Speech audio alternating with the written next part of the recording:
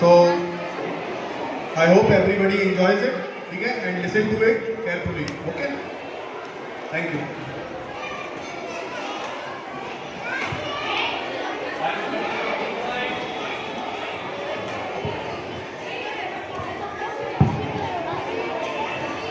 A very good morning to all. What a pleasant day to start with an activity like mock parliament, isn't it? So, without taking any more time, I would request our respected senior coordinator, Mrs. Poonam Nataji, and junior coordinator, Mrs. Manisha Dakle, to have a seat.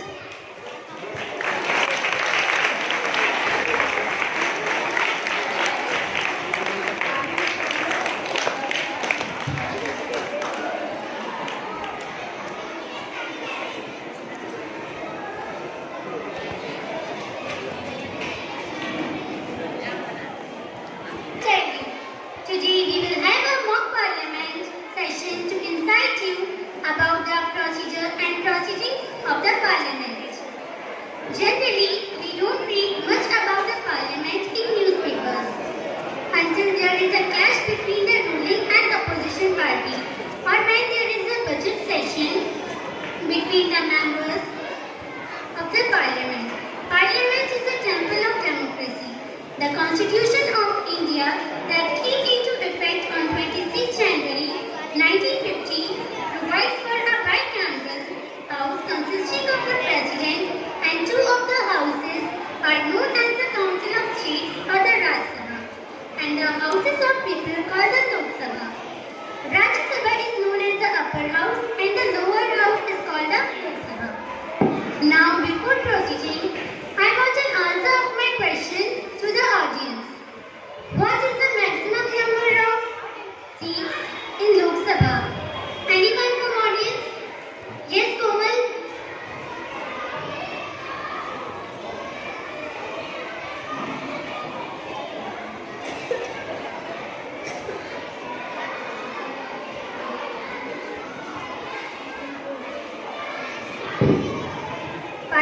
Members. No, it's wrong. Yes, Zara?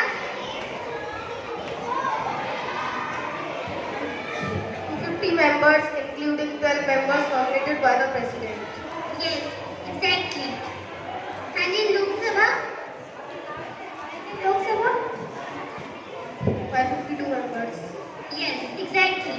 The Lok Sabha consists of not more than 250 members, including 12 members nominated by the President, and the Rajya Sabha consists of the representatives elected directly by the people and the relatives elected directly by the maximum number of seats in rise by the Constitution is 552 members, including 2 Anglo-Indians nominated by the President. The Anglo-Indians are the mix of the British and Indian descent. Following the first general elections held in India after independence in 1952, the Lok Sabha met for the first time on 13th May 1952. Now I would like to call Stuti Agarwal for briefing of the Parliament.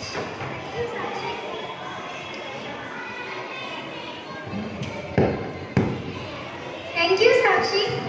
Morning, everybody. Today, I will be giving you a gist about the Parliament, the houses of the Parliament, that is, the Lok Sabha and the Rajya Sabha, their function, and a little something about the presiding officers of the Parliament. So, the main function of both the houses is to make laws.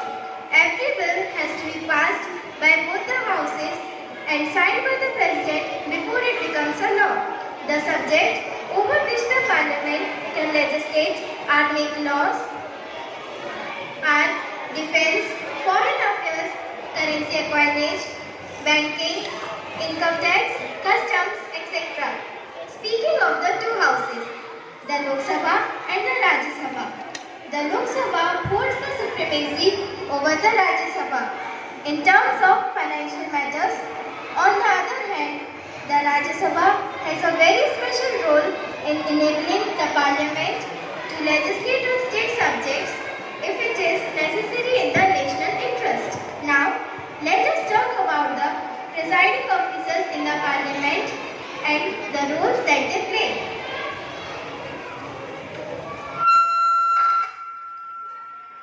Each house of the Parliament has its own set of presiding officers. In the Lok Sabha, the Speaker and the Deputy Speaker are elected amongst the members, while in the Rajya Sabha, the Vice President of India is actually the ex-official chairman. Each house consists of two leaders, the ruling party and the opposition party. Now, I will tell you about the layout of the Parliament.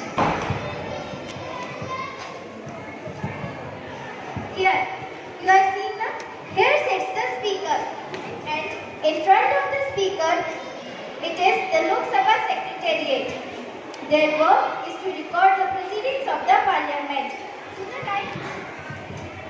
right of the speaker, here sits the ruling party, and to the left, the opposition party. And these are the other members who sit here. Now, I want an answer from you all.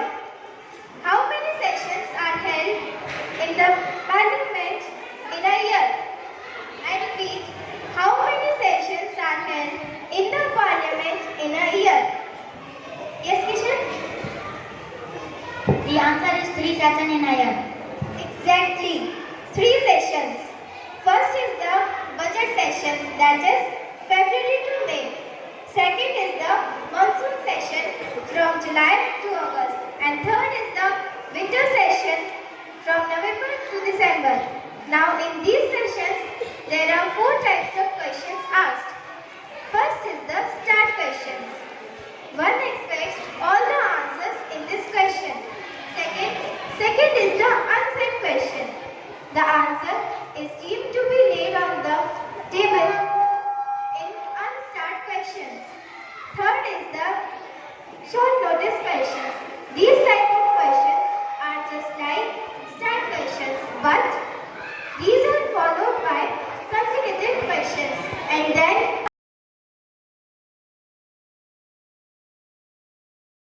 asked by the candidate. Now, Sakshi Agarwal, please tell us about the role of marshals. Yeah, surely.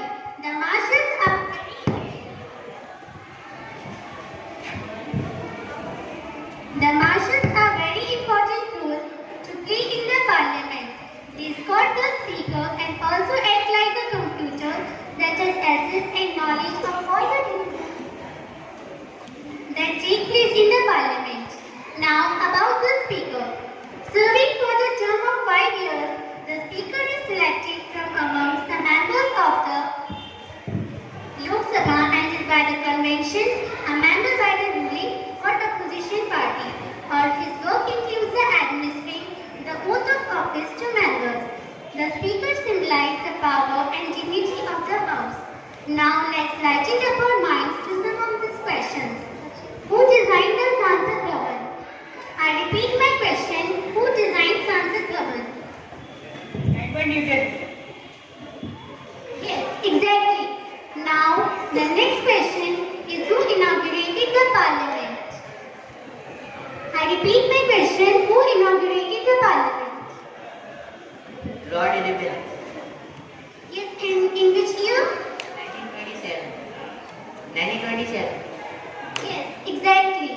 Now, since we have gone all through the questions, I think, Stuti, we have given a good dose about the information of Parliament and the Constitution. Yes, exactly. A good dose. So, now let's move on to the next level of today's activity. And that is the mock session of the Parliament. So here it is, Nico. Thank you.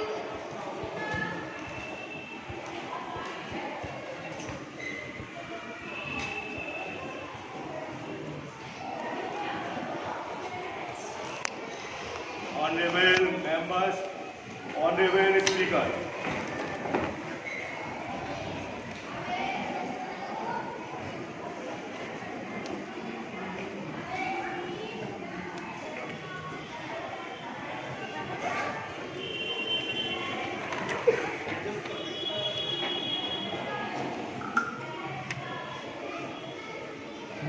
the question hour starts. Question number first, Mrs. Mahua Mohitra, please ask your question. Honorable Speaker, Honorable Minister of Agriculture and Farmers Welfare, we pleased to state that what are the steps taken by government to stop incidents of suicides by farmers? Whether government has conducted any study into the efficacy of e-mandis in augmenting income of farmers? Whether government has any plan to implement the recommendations of the Swaminathan Commission in the agriculture sector? Thank you. Honorable Minister of Agriculture, Shri Radha Mohan Singh, please. With the permission of Honorable Speaker, Sir, Pradhan Mantri Fasal Bima Yojana envisages use of improved technology to reduce time gap for settlement of claims of farmers. For this, 8 agencies to carry out pilot studies for optimization of crop cutting elements in various states under Pradhan Mantri Fasal Bima Yojana. The government is already supporting the creation of well-equipped scientific storage facilities to the farmers in the country through the scheme of agriculture marketing infrastructure. Implementation of Krishnonnati Yojana. The Green Revolution Krishnonnati Yojana was approved coterminous with the period of 14th Finance Commission from 2017 to 18 to 2019 to 20. It is an umbrella scheme comprising both central sector as well as centrally sponsored scheme. Zero budget farming. Intercropping is a scientifically proven practice and has got several advantages and extends economic benefits for the farmers, particularly under adverse weather conditions. It is largely practiced in dryland areas as an insurance against failure of main crop, and it is very beneficial for our country. Agriculture is a state subject, government targeting to double farmers' income by 2022. Cabinet has approved increase in MSP for Kharif crops for 2018 to 19, at least 150% of the cost of production.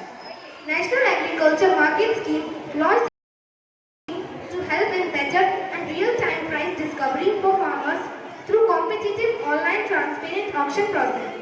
585 wholesale regulated markets across the country integrated with e-NAM platform. Based on the draft national policy for farmers submitted by Swaminathan Commission, government approved the policy which aims to improve economic viability of farmers and increase net income of farmers. Thank you. Question number second, Mr. Jagjeevan Rao, please ask your question. Honorable Speaker, sir, will the Honorable Minister of Human Resource Development be pleased to state that India has many sections who belong disadvantaged and deprived group or at margin due to any other reason. So to what extent it is possible to transgender children can be included to Indian classroom? Thank you. Honorable Minister of Human Resources Development, Mrs. Smriti Irani, please proceed. With the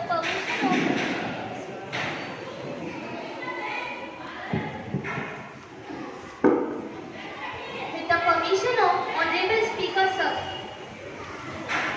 Yes, in a bid to ensure participation of transgender children in school education, the National Education Policy 2019, it plans to set up a reliable national database on transgender children. The National Education Policy proposed to create safe and supportive school environments which do not violate transgender children's constitutional rights. School complexes and social workers will be asked to develop a plan in consultation with transgender students and their parents regarding the use of their names and access to restricted and other spaces corresponding to their gender identity. The curriculum and textbooks will be reoriented to address issues related to transgender children, their concerns and learning needs. The policy document proposed to involve civil society groups that have gained substantial knowledge of and experience in working with transgender children in the planning and implementation of education programs for children. Question number third, Active involvement of civil society groups in conjunction with social workers will be sought to facilitate and and ensure the participation of transgender children in all levels of school education. Thank you. Question number 3, Mrs. Ranjit Ranjan, please. Honorable Speaker, sir, will the Honorable Minister of Finance to please state that what happens to the previous moves of this government, such as to add the Gyan Sangana, Indradhanush and the Bank Broaduria and the 6 schemes of RBI to find a solution of NPA problems? Was there any analysis of these outcomes and will be the analysis given now? Thank you. Honorable Minister of Finance, Mr. Anurag Singh Thakur, please continue. With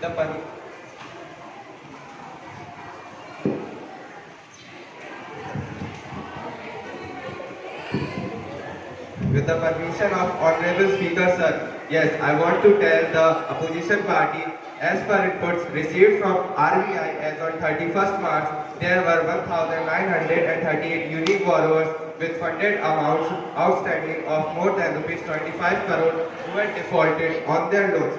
Regarding the list of such borrowers, RBI has apprised that under the provision of Section 40E of the RBI Act 1934, a number of initiatives have been taken for stricter on-check loan advances of large amounts.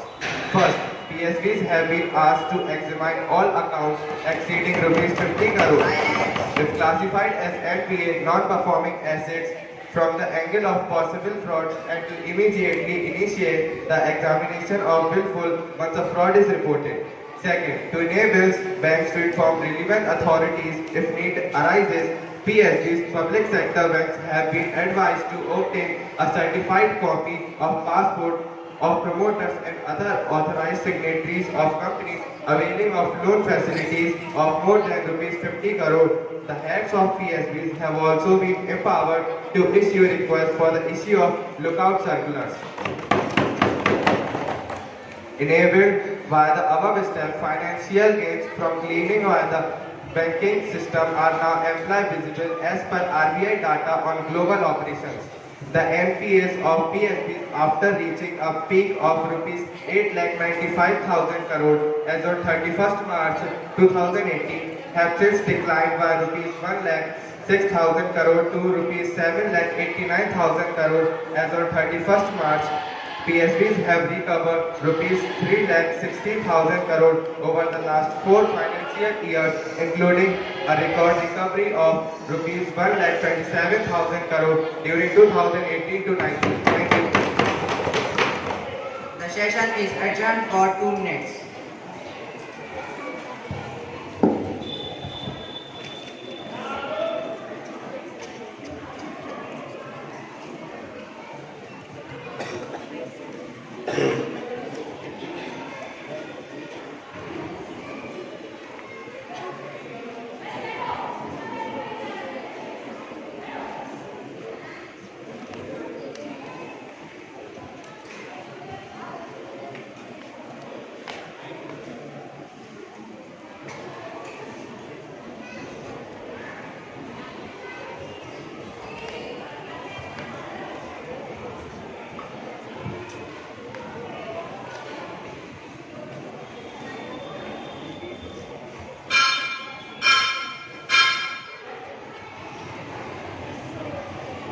So, let us start with proceeding.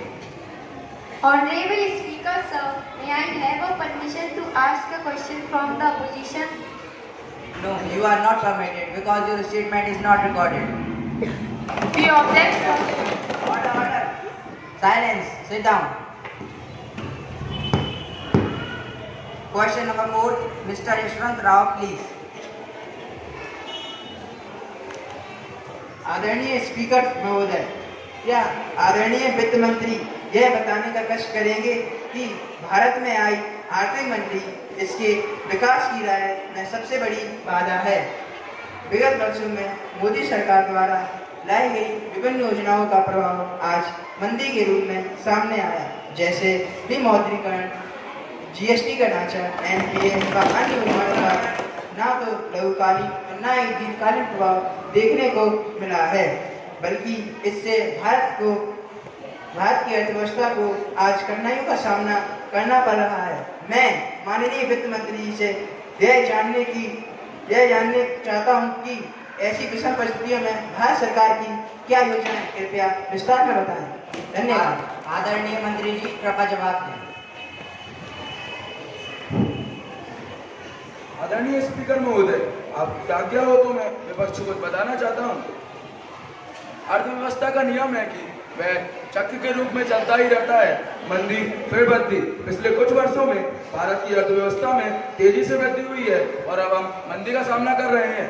यदि अर्थव्यवस्था में लगातार 2 तिमाही में अधिक वृद्धि दर नकारात्मक हो तो इसे मंदी की संज्ञा दी जाती है। इससे मांग में कमी आती है, मुद्रास्फीति दर में गिरावट आती है, साथ ही रोजगार में कमी होती है, बेरोजगारी में भी कमी होती है। वर्ष 2019 की प्रथम तिमाही के लिए जीडीपी की वृद्धि दर घटकर 5% तक रह गई है। ये आंकड़े पिछले 6 वर्षों में सबसे खराब माने जा रहे हैं, क्योंकि भारत विकसित देश बनने की राह में अग्रसर है तथा साथ ही विश्व की बड़ी अर्थव्यवस्थाओं में ये अपना 6ठा स्थान रखता है। ऐसी अवस्था में निश्चित तौर पर ही मंदी भारतीय अर्थव्यवस्था की वृद्धि पर बुरा प्रभाव डालेगी। मैं मानता हूँ कि विमुद्रीकरण ने भारत की असंगठित क्षेत्र तथा रियल एस्टेट को संवर्धित किया है और इससे अर्थवृद्धि को बढ़ावा मिला। जीएसटी के ढांचे तथा क्रियान्वयन को लेकर उत्पन्न समस्याओं ने उद्यमों को नकारात्मक रूप से प्रभावित किया। विदेशी निवेश की सीमित होने पर भी नए रोजगारों को सृजन है, परंतु हमारी सरकार इन समस्याओं का समाधान करने में लगी है। हमारी सरकार ने अल्पकालिक जोखिमों को कम करने के लिए किक्स की मांग को प्रोत्साहन सिद्धांत किया है। अवसर देना उपयुक्त होगा इसका। हमें 1 या 2 वर्षों के लिए राजकोषीय घाटों में सुरक्षित वृद्धि दर करने के लिए तैयार रहना चाहिए। यह वस्तुओं की मांग को बढ़ावा देगा व भारतीय श्रमों तथा कृषियों के लिए अत्यंत उपयोगी समाधान होगा। यदि अतिरिक्त व्यय को निर्धनों और कृषि क्षेत्र को और मोड़ दिया जाए तो उसे उन लोगों को मदद मिलेगी जिन्हें इसकी सबसे ज्यादा जरूरत है। एक अन्य मदद जिस पर सरकार अपने व्यय को वृद्धि कर रही है वह आधारभूत संरचना का विकास है। यह मांग को प्रोत्साहन दे रहा है और निवेश में भी वृद्धि ला रहा है। इसके अलावा स्वास्थ्य, शिक्षा, प्रतिरक्षा, अवसंरचना में अधिक खर्चा है।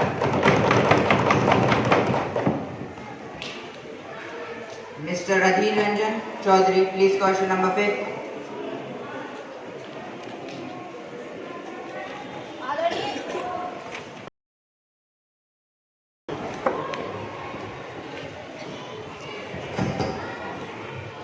आदरणीय स्पीकर महोदय, क्या आदरणीय होम मिनिस्ट्री यह बताने का कष्ट करेंगे कि भूमंडलीकरण के प्रभाव को देखते हुए विश्व में mobile phone, internet, social media का प्रभाव तेजी से बढ़ रहा है, वहीं दूसरी तरफ आतंकवादी गतिविधियां भी बढ़ रही हैं।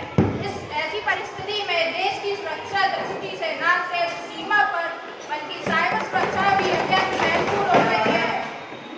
ऐसे ही में राष्ट्रीय साइबर सुरक्षा नीति कहाँ तक कारगर साबित होगी?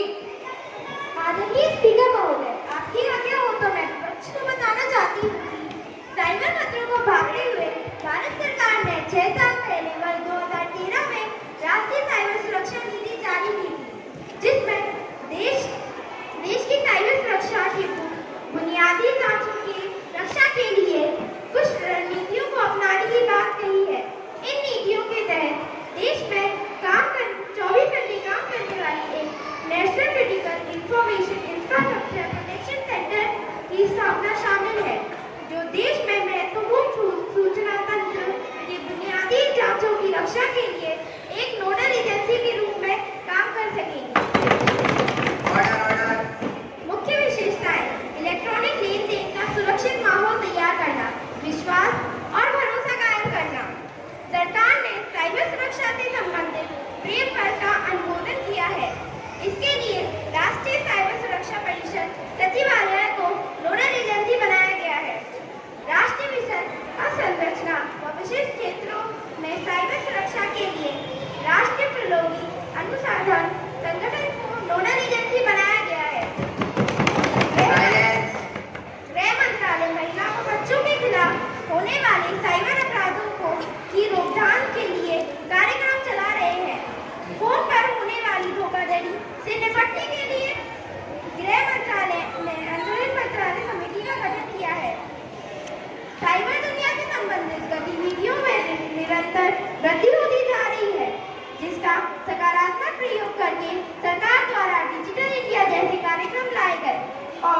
प्रत्यक्ष लाभ अंतरण जैसे कार्यक्रम का प्रयोग कर दूर दराज के लोगों को अधिक का सहयोग पहुंचाया जा रहा है, किंतु साइबर तकनीकियों का दुरुपयोग करके हैकिंग व फिशिंग जैसे नकारात्मक का भी प्रयोग बढ़ा है।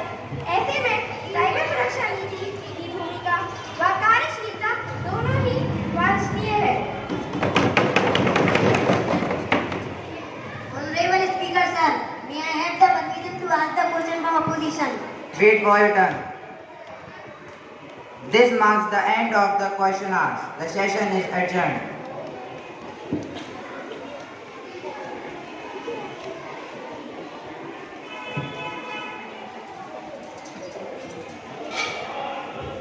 Now, we are going to show you a glimpse on how a bill is debated in the Parliament.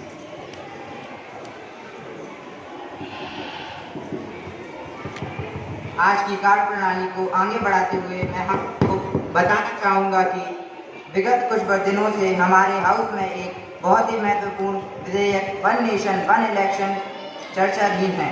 मैं माननीय मंत्री मिसेस स्मृति ईरानी से कहना चाहूँगा कि वह विधेयक number 45 one nation one election के प्रमुख प्रावधानों से सभा का अवगत कराएं। Thank you, Speaker sir. One nation, one election का मतलब है पूरे देश में एक साथ एक बार में चुनाव कराना, जिसमें यूनियन गवर्नमेंट, स्टेट गवर्नमेंट और लोकल बॉडीज की इलेक्शन करवाना। ये अच्छी डेमोक्रेसी के लिए बहुत ही प्रोग्रेसिव आइडिया है। इसके बहुत सारे फायदे हैं, जैसे कि 1951 और 52 में जो फर्स्ट इलेक्शन हुए थे उसमें पूरी पॉलिटिकल पार्टीज इलेक्शन व बाकी का खर्चा मिलाकर टोटल 11 करोड़ के आसपास हुआ था, जो कि ठीक था, जो कि 17वीं लोकसभा के गठन तक आते आते 6000 से 8000 करोड़ तक पहुंच गया है। देश की जीडीपी का बहुत बड़ा हिस्सा देश के चुनाव पर होता है। वन नेशन वन इलेक्शन से यह खर्चा बहुत हद तक कम हो सकता है।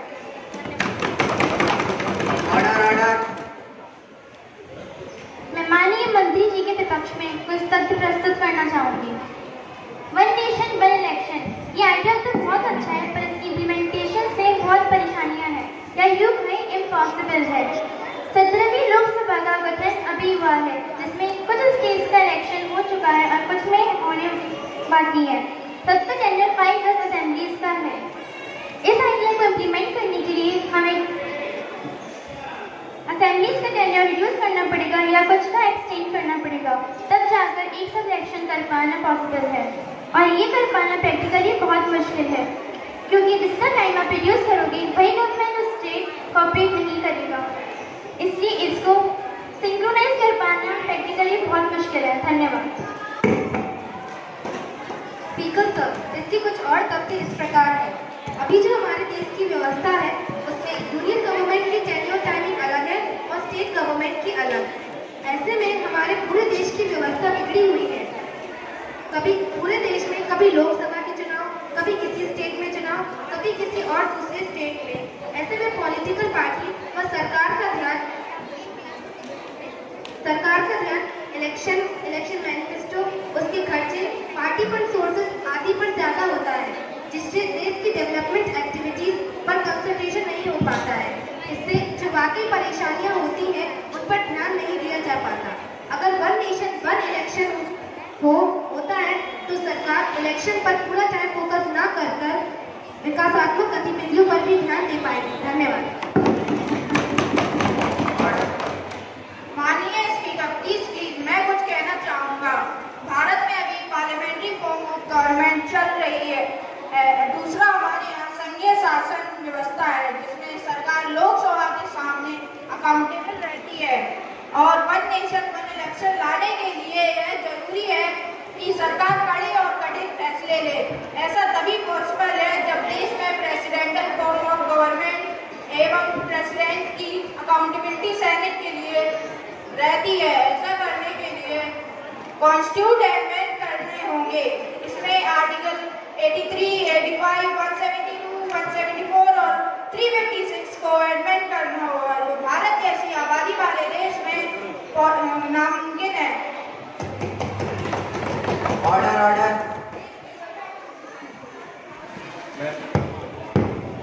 इसके कुछ फायदे भी है जो कि इस प्रकार है। बेसिकली बार बार इलेक्शन होने से आचार संहिता लगा दी जाती है, मीन्स कोड ऑफ कंडक्ट।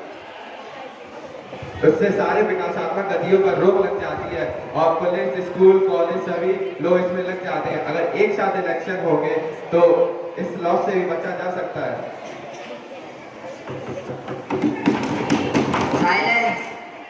माननीय, यह सब सुनने में बड़ा अच्छा लग रहा है, परंतु इसमें कितनी समस्याएं आने वाली हैं इस पर विचार किया गया है क्या?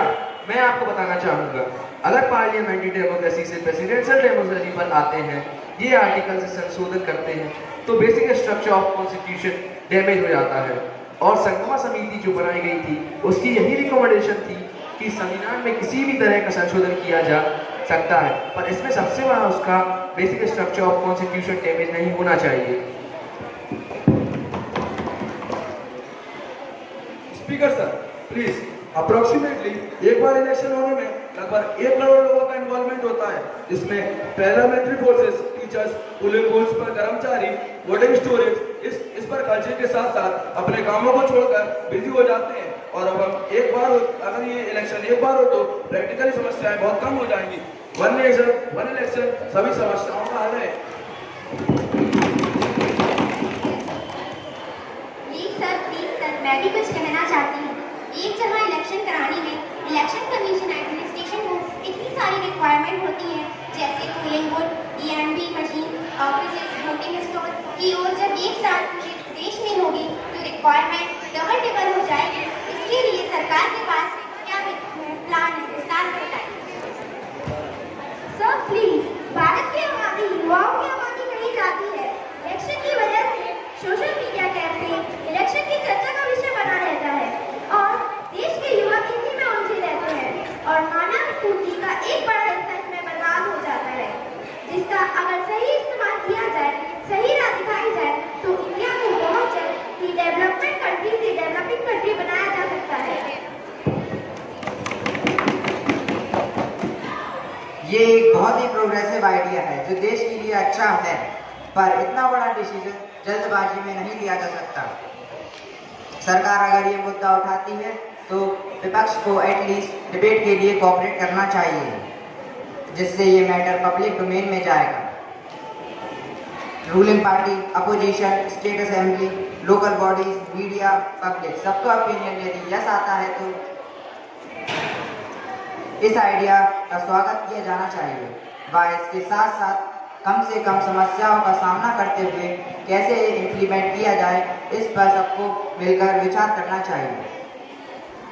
So now the session is adjourned till tomorrow.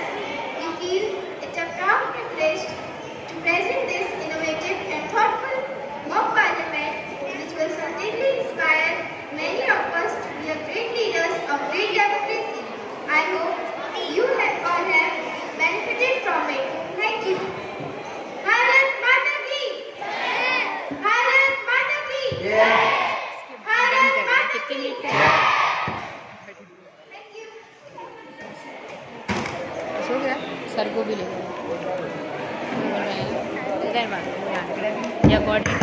So this is how our parliament functions each day. All right, children. Now I want to request our senior coordinator ma'am to please come here and express her opinion on this topic.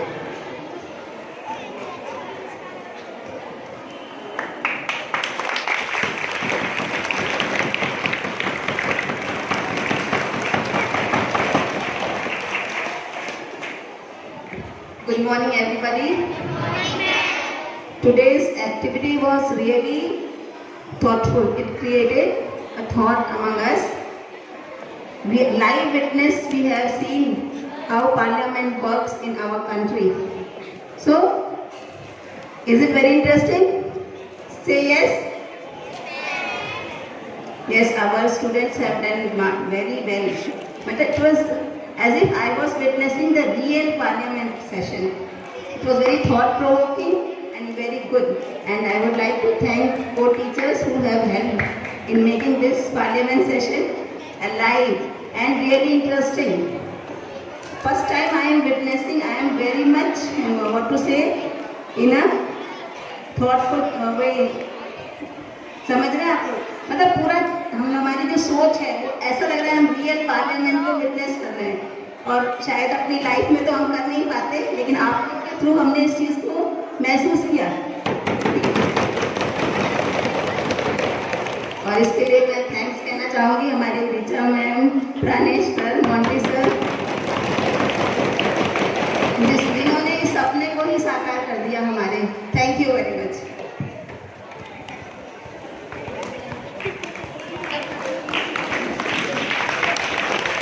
Thank you very much, ma'am, for your kind thoughts. And now I would request our junior coordinator, ma'am, Mrs. Manisha Datle, to please come up here and express your views.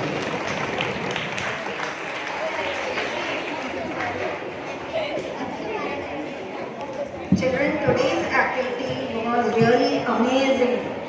Picturized beautifully. Everybody could understand that there are two houses of our parliament, the Lok Sabha and the Rajya Sabha. The ministers are sitting wonderfully well dressed with smartness and they would question very well. Children, you understood now that there are ministers of both the houses, or this is actually the question or between the two houses, ministers of the two houses. If one doesn't agree, what happens? They even throw chairs. Done like this, what does that mean? Good effort done by one of the ministers of the opposition party or the other ruling party. So who is the leader of the Lok Sabha right now? Who is the leader of the Lok Sabha right now? A very popular person. A very popular person. Opposition party or the ruling party? Who is the leader of the house? Who is the leader of the house?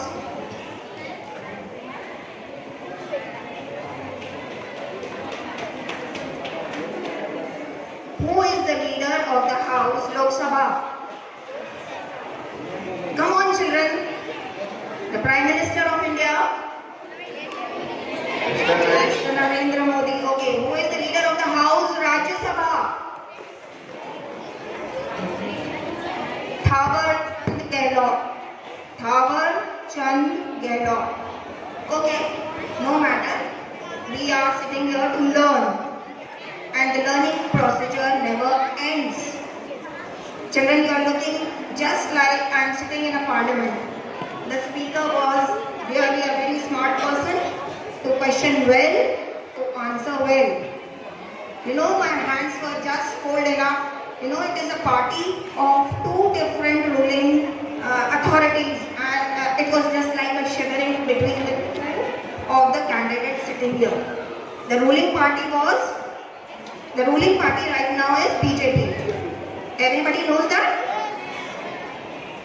Wonderfully done. Well organized. Everything was perfect. So today's activity is one of the best activities. Children, clap for us.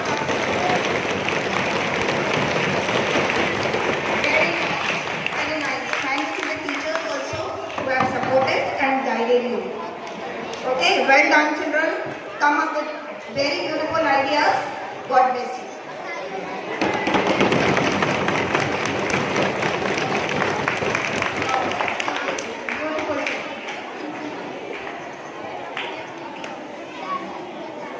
Thank you very much, ma'am.